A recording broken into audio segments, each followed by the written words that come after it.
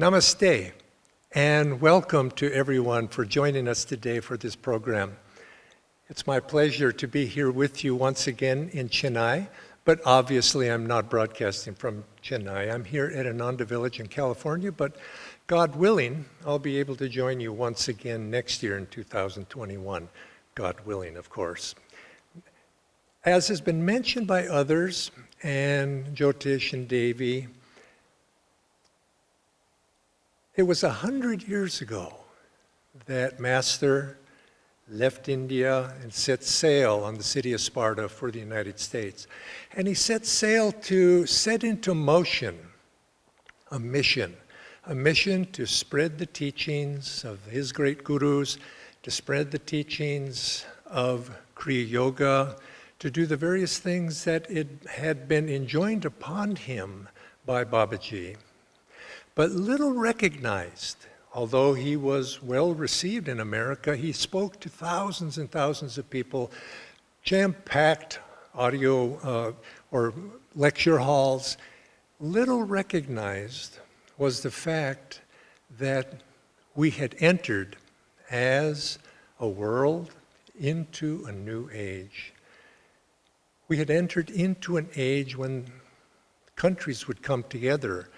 We were going to become, as destined, a world village.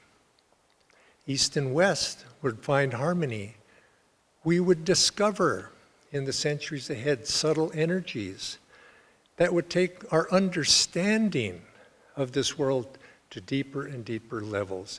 Master had come as an emissary of the East, as an emissary of these great teachings that had been passed down to him, to bring to the world techniques and teachings that would help mankind enter into this new world.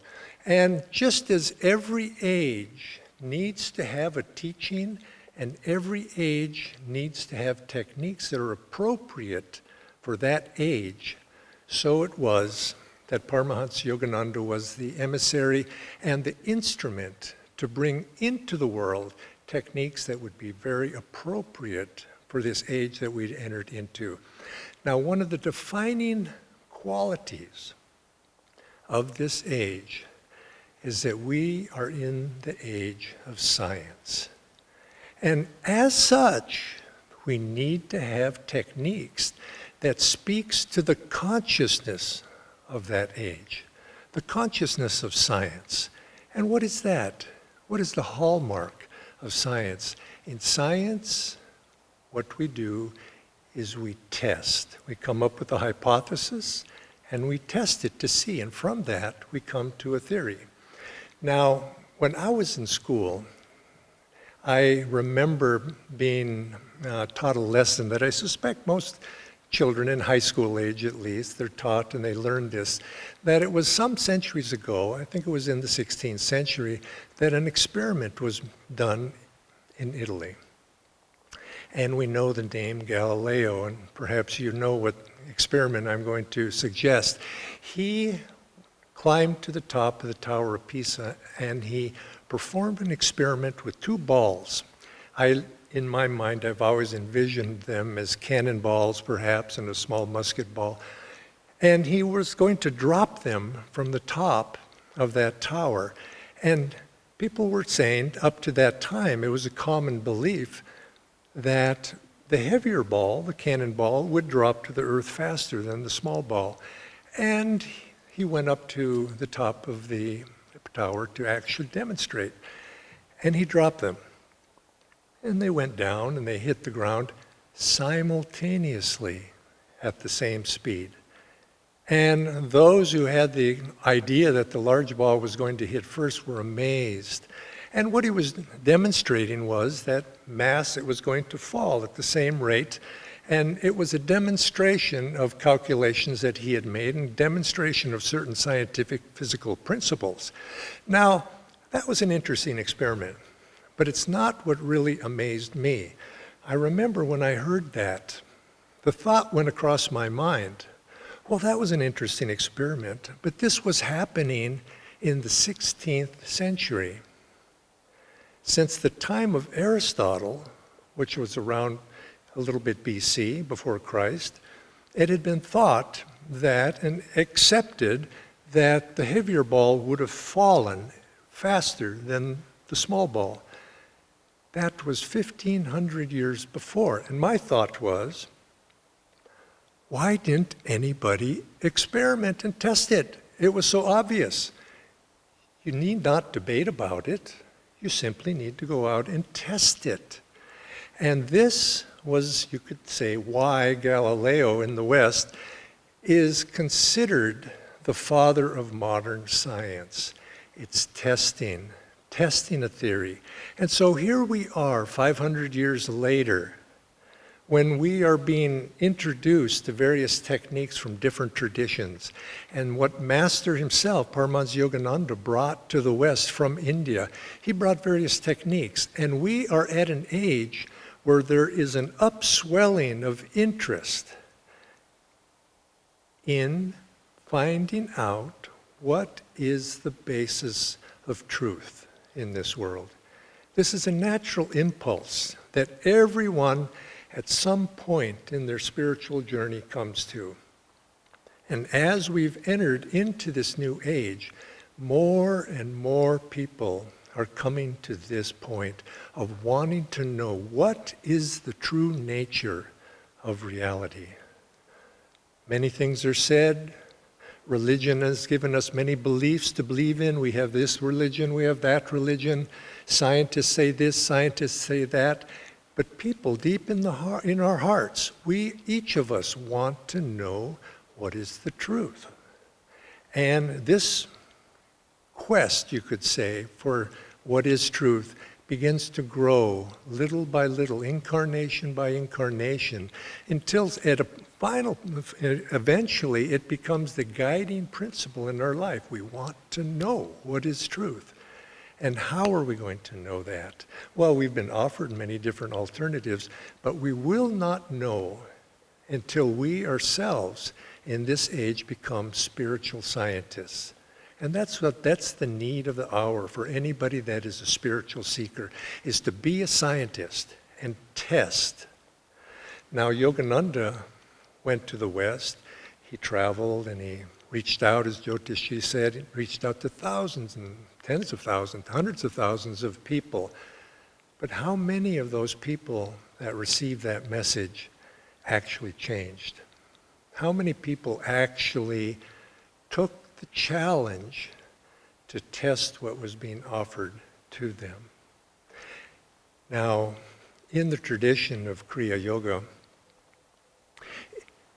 one of the disciples of Lahiri Mahashaya, Swami Kebalananda, he said, Kriya Yoga is the most efficient and most practical technique of self-effort on the spiritual path known to mankind today. And this is true because it gives an opportunity, it gives a pathway, it gives us a method by which we can test those assertions that religion has been making throughout the centuries to say, is this true? We don't have to go simply by belief. And this is the hallmark of the age that we're in. Religion, up until now, has by and large been defined by beliefs, by ritual, dogma, practices such as rituals and ceremonies. These are indirect methods. They're not a direct realization of the truth toward which those ceremonies, scriptures, and practices of ritual aim us. Those are indirect. But Kriya Yoga offers us, through our own individual practice, an opportunity to be able to experience for ourselves. And this is why Kriya, as our masters have said, as Swami Sri Yukteswar, the guru of Paramahansa Yogananda, said, Kriya is going to be the technique, and is the technique that is appropriate for this age in which mankind now finds itself. And it's an age of science, and it's an age through direct experience within ourselves will be able to hold up to that experience the assertions that have been made by religions throughout the ages. And if we do this, we'll see that we begin to receive the benefits, the results that have been promised throughout the ages. And if you practice Kriya Yoga, this will give you that power. You'll feel that power of Kriya Yoga. Now, how is that experience? Well, you'll feel your life, perhaps most importantly, you'll feel your life change. You'll begin to notice you become a different person. Many people, when they think when you address this topic of power of Kriya Yoga, they think in phenomenological terms. I'm going to have the ability to do this or that. And yes, you will. You'll gain the ability to be able to concentrate, be able to put yourself one pointedly towards something, which is at the basis of any success in life, to be able to be concentrated, to be able to increase your magnetism so that you can draw to those things, to yourself, those things that you need to be successful in life. All of these come. But I think the most important thing, you might say measurable thing, is that you will actually begin to see your change in life. Now I say measurable, what do I mean by that? You oftentimes will not be able to notice the changes that take place in your life because we're too close. We can't see it ourselves. But if you ask other people, ask your family, ask your friends, those people that know you well, have you noticed anything? And you'll often get the comment, what have you been doing? You seem different. You've changed. Something's happened. What is it? And you'll know within yourself, whether you say something or not, your practice has suddenly made changes in your attitude, changes in the way you see life. And I think perhaps one of the most important things, it gives you a sense of purpose in life. Unfortunately, our society today, many people feel a sense of meaninglessness in life. There's no purpose to life. What's it all about? Materialism doesn't give any purpose to life. The sense of values there's no substantial values in life. But when you begin to realize that, yes, outwardly perhaps you cannot, values differ in the world, but inwardly everybody in the world is pointed in the same direction, and that's towards soul freedom, transcendence of ego, the desire within each one of us to experience happiness, and more than happiness really, the desire within each one of us to feel bliss. And as you begin to feel that bliss, that happiness, your life changing, and a sense of purpose, that higher expression of yourself as a purpose, you'll begin to realize that yes, these are the direct benefits of the practice of Kriya Yoga. Of course, you could say, well, it improves your health and so on. These two comes, but they're somewhat secondary to this deeper inner purpose of meaning, giving each of us a sense of meaning in life.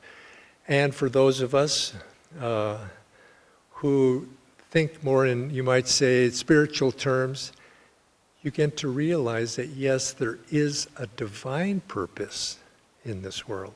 There's a divine force underlying everything. And as we come to realize that, we begin to see that divine force moving in everything in what we do. Everything in our life becomes filled with that divine presence in our life. And we realize that that separation, when I pray to God, God is not far away. God is right here with me right now. God is within me. But also, He's without, and He's within everybody else just as well. And this becomes something meaningful and important to us. And we realize this is what we have been seeking. Now, to be able to get there, though, we have to put these teachings to the test. Now, I'm making these statements, and I hope you believe them, but I want you to do more than just believe what I'm saying. I want you to actually test what I'm saying.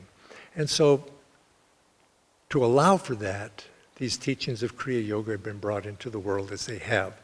And they're accessible to each one of us. I began practicing Kriya same year actually that Devi mentioned when she gave her talk. She said she came to Swami Kriyananda in 1969, and that also was the same year that I learned Kriya in that year. I had met Swami the year before, was very attracted to him, a very magnetic man. And he asked me, I said, Swamiji, when I first met him the first time, I said, Swamiji, I want to know how to practice Kriya Yoga. I had read the autobiography of a yogi, and the promise of Kriya in there was so magnetic for me and so dynamic that I just had to learn how to do it. And he said, I want to practice Kriya. And he said, that is excellent, very good. I want you to do 3 things. I want you to develop a daily sadhana routine of meditation. In other words, he could have taught me Kriya right then, but would I have been prepared? No, I was not prepared. I had to prepare myself, till the soil, you might say, to make it so that seeds that would be planted would actually have a chance of sprouting. I want you to have a daily sadhana. I said, okay. He says, I want you to understand the teachings of what you're doing. And I said, okay, I can do that. And I began to study the teachings. And third, he said, I need to get to know you a little bit better. And that one seemed rather, I didn't know quite what to make of that one, but I asked him, well, how do I do that? And he says, why don't you come to my flat in San Francisco, this was. Why don't you come to my flat and we'll get to know each other. I have satsang there on Thursday evenings. Come to the satsangs. And I did. And I came under the influence of Swami Kriyananda, and I began to absorb the magnetism of Paramahansa Yogananda through Swami Kriyananda. And from that, I gained the strength through the practice of my sadhana to be able to actually prepare myself for Kriya. Now, let me offer a few suggestions of what is necessary to prepare. You need to be committed. Without commitment, you do not gather the depth. You're not able to weather the storms of daily life, the ups and downs of daily life. You're here one day, you're gone the next. You have to make that deep commitment to overcome the doubts, the resistances, those things that will pull you off left or right, so that you'll never be able to develop the consistency to be able to really plant those seeds or cultivate those seeds to the point where they bear fruit. You need to develop regularity. Now, Swami Kriyananda says you need to develop a regular sadhana. Haphazard was not going to do it. You have to be able to be regular in your practices. And this is, of course, what we teach all students when they come, they learn to meditate. You have to meditate. Be regular, because life is up and down, and we need to be able to transcend the daily ups and downs to get to a steadiness of purpose, so that when we're feeling a little bit down, our whims and fancies are pulling us in a different direction, we can maintain and live up to that commitment that we've pledged ourselves to. We need to have right attitude. Now, attitude is a big word, a big, small word, but a big concept. Positive attitude, an attitude that is going to bring success to us, an attitude of humility, an attitude of gratefulness, an attitude of appreciation, an attitude of friendliness, of seeing the best in life, an attitude that is the opposite of those things that so often we see and are tempted to express when we become angry, when we become greedy, when we become too overly sensual in our lives. We need to be able to develop those positive attitudes that are going to set the foundation of a successful daily practice. We can do it. That sort of can-do spirit is the essence of positivity. Seeing the glass half full, you might say, rather than half empty. Saying yes to life. rather than saying no and pushing life away. Embracing what comes to us in life and saying, I will do it, I can overcome. With God's help, I can succeed.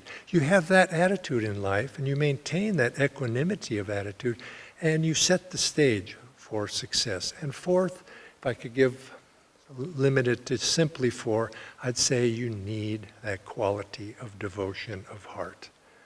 This cannot be Kriya if you wish to be successful. It cannot be a mental exercise. It has to be something that comes from the heart. Swami Sri Yukteswar, Yogananda's guru, said, we cannot take one step on the spiritual path until we develop and cultivate the heart's natural love. It is the heart that needs to be opened to be able to receive, because the benefits of any practice, now particularly Kriya Yoga practice, in which we're trying to uplift the life force from, you could say, the outward egoic expression through the sense, outward to the senses, drawing that life force back up into the deep spine, uplifting that life force in the spine up toward the brain. This can be approached in a very mechanical way. And I've mentioned this quality of we're an age of science. And so science tends to be focused on technique, replication, mentality. We need to transcend that and go to another level and realize that what comes to us is grace. And it's devotion and opening up of the heart that puts us into a state of harmony that allows grace to enter into our life. You see, the tendency of the modern age is that I want success and I will go, and through my individual effort, I will succeed. Now, this is a wonderful quality, to have that purposefulness, but at the same time, we must carry with us a sense of humility as well, an openness to say, I will do my best to align myself, to allow that higher power, that power of Kriya Yoga that I seek, that we all seek, to enter into me. And by my putting myself in attunement with that grace, I thereby take on the qualities of that grace and open myself up to allow it to flow.